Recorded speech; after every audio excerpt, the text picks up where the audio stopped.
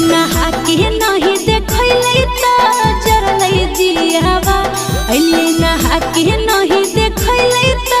जरले जियावा साया के डोरी हो गेले चोरी कैसे पहनिए पियावा साया के डोरी हो गेले चोरी कैसे पहनिए पियावा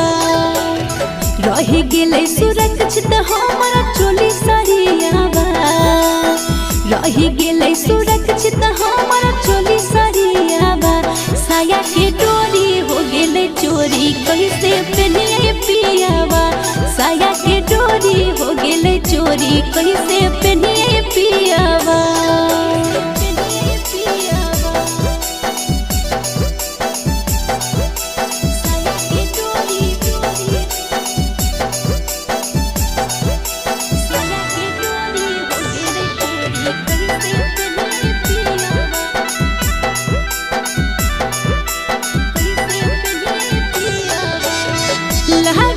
बड़ी छोटा का देवरा बापा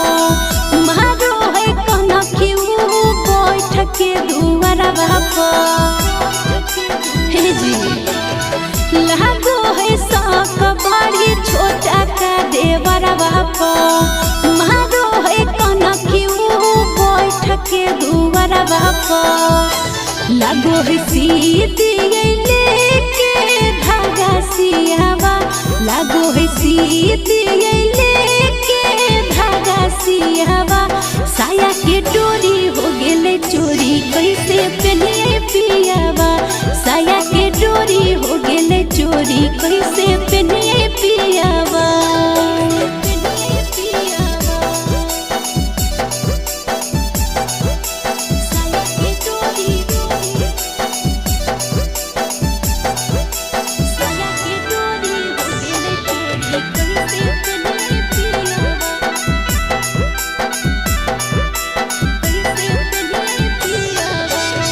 सूरज बोला मुआ कुछ करो ना उपरिया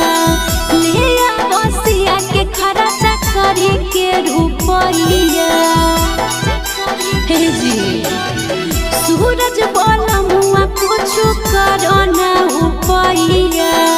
ले बसिया के खर्चा करे के रुपरिया हकै फेवरे टाऊ हेला कुहकैयावा हकै फेवरे टाऊ हेला कुहकैयावा साया के डोरी हो गेले चोरी कैसे पहनिए पियावा साया के डोरी हो गेले चोरी कैसे पहनिए पियावा।